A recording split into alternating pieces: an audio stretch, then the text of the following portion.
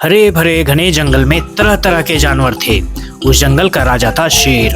उसकी दहाड़ से पूरा जंगल गूंज उठता था। छोटे जानवर उससे डरते और उसकी आज्ञा मानते। वहीं उसी जंगल में एक और विशाल और बुद्धिमान हाथी भी रहता था।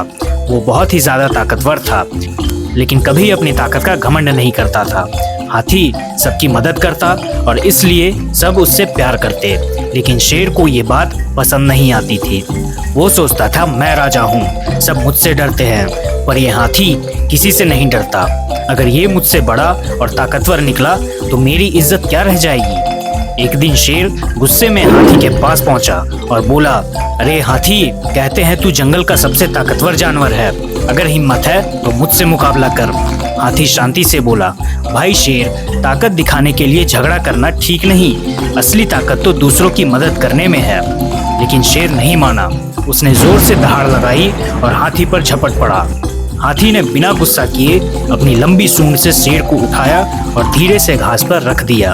हाथी ने मुस्कुरा कर कहा, देखो भाई शेर, अगर मैं चाहता तो तुम्हें चोट पहुंचा सकता था, लेकिन मैं जानता हूं कि लड़ाई से किसी का भला नहीं होता।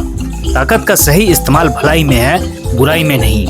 पहले तो शेर थोड़ी देर चुप रहा, फिर धीरे धीरे उसकी आंखों में शर्म और समझ आ गई।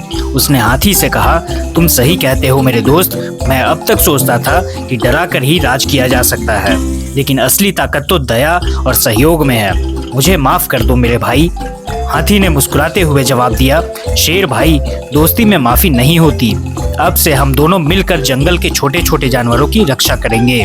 बस फिर क्या था, उस दिन से शेर और हाथी सबसे अच्छे दोस्त बन गए। दोनों ने मिलकर जंगल को सुरक्षित और खुशहाल बनाया।